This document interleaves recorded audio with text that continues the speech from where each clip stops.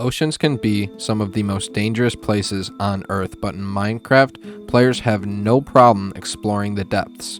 When we are faced with dangers, an escape is all too easy to find. We obviously can't remove doors from Minecraft, but we can revamp the ocean biome. To test our theory, we gathered 20 strangers, gave them all one life, and tossed them into our own version of the ocean biome. And without any further delay, we at Dirtcraft Network present a drop in the bucket.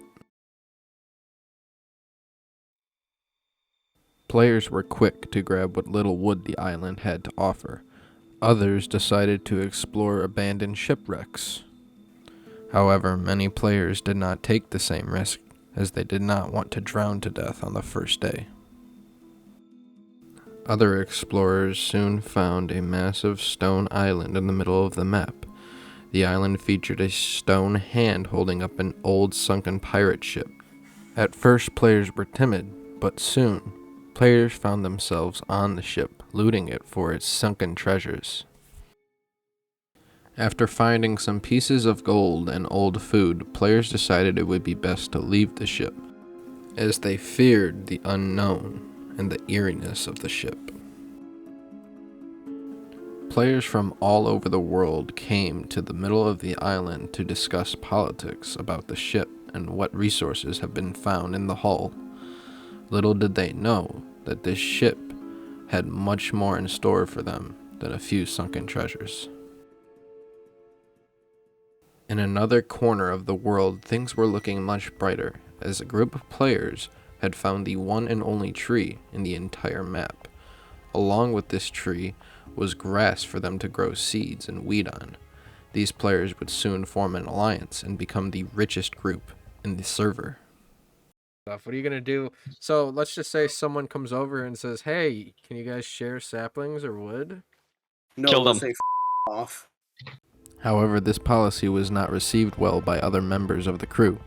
As a result, other members left, taking saplings as tributes to their new crews, and Cody's tree monopoly was no more.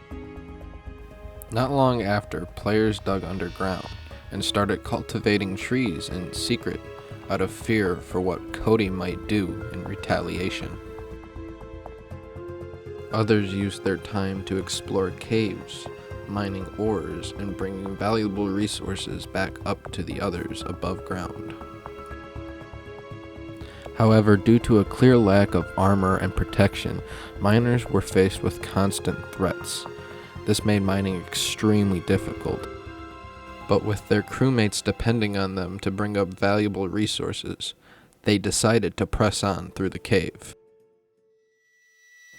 But unfortunately, the number of mobs was too great for the mining party, and as a result, 2 people were lost in the mines, along with all the resources they had gathered.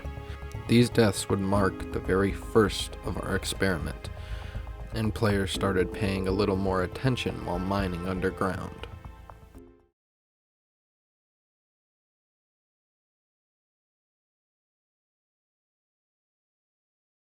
In the wake of the mining party's failure, the remainder of the group met up the next morning. They gathered and decided on electing a leader to represent their crew. They chose a man by the name of Ryan.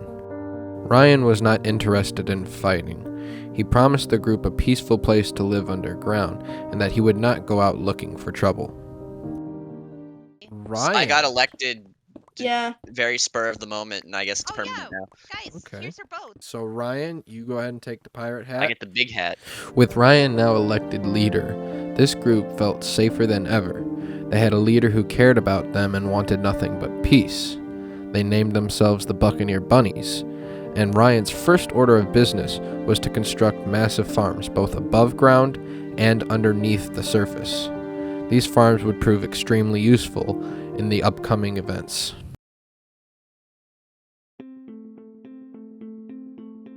On the other side of the world, things were not going so smoothly. A lone pirate by the name of PossessedThunder had realized that Cody's faction had claimed a sliver of land in the corner of the map, This land was rich in grass and resources, and Thunder thought it was quite selfish of the group to claim it all for themselves, so he decided to take matters into his own hands and claim the land in the name of Possessed Thunder. This, of course, sparked a conflict between the two that would later blow up into a full-blown war. Just moments after being crowned captain of his crew, Cody would face his greatest adversary. What are you guys doing under my house? Who? What are you guys doing under my house? We're gonna This is murder our you house. if you get out Do of you here. not, It's I have our a house house. on the surface. This is our house. Did I- What This are is you our doing? house. Hey, you guys living underground, bro. I We put a made sign this up there. Despite Cody's military power, Thunder insisted the invasion was real. This prompted Cody to declare war. I say possessed by possessed This thunder, is dude. war. This is war. We're gonna murder your whole group. Outnumbered and outmanned, Thunder decided his best option was to leave the cave and return at a later date. Word of the conflict spread quickly. However, Ryan's faction decided to remain isolationists, as they had no interest in fighting and had just found a dungeon. By the order of Ryan, this dungeon was constructed into a farm. His crew used it to harvest resources like XP, food, and armor. Despite them having a strong military power, they decided not to fight Thunder or Cody's group, as they known that this conflict was likely to blow over due to the enormous power gap between the two sides. This decision would soon prove wise, as they did not know this, but the mysterious ship on the Stone Island would soon unleash its first wave of devastation across the oceans.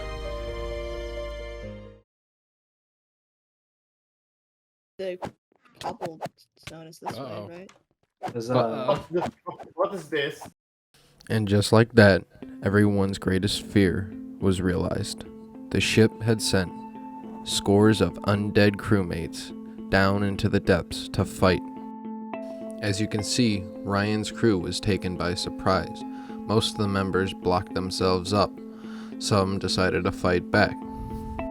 A player by the name of Neo thought of an idea to lead the undead crewmates into a doorway he thought was too small for them to fit through.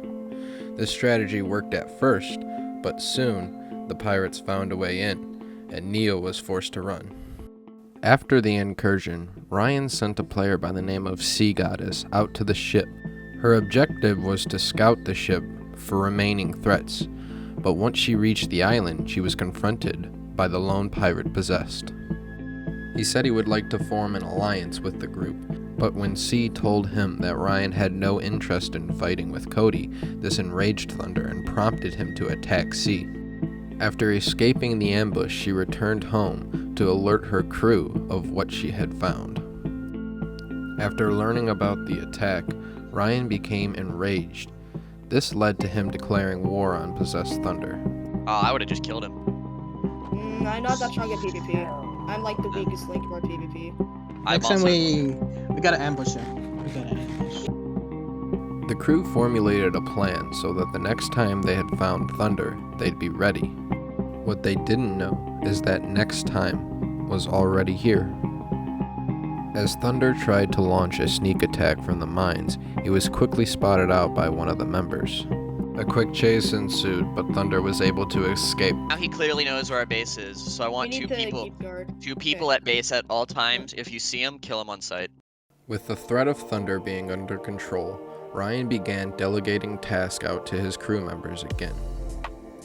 Ryan gave C the task of rescuing solo survivors that were struggling to make it. Upon reaching the ship, she found a man by the name of Casual Waffle. Waffle told her that he used to be a member of Possessed Thunder's crew, but left because of how many fights he had started. With a good set of armor and inside knowledge on Possessed Thunder, C was quick to escort Casual Waffle back to base. Spirits were high amid the new arrival, but the ghost of Deadbeard was about to change that. The ghost spawned waves of undead pirates and skeletal knights. The crew fought and fought, using their numbers to team up on the enemy. He was quickly defeated, but the ghost of Deadbeard was not done yet. After the crew regrouped, they began discussing plans on how they would attack Possessed Thunder, now that they had one of his ex-allies in Casual Waffle. All this talk of war would prove premature, as Deadbeard's army had not yet been defeated.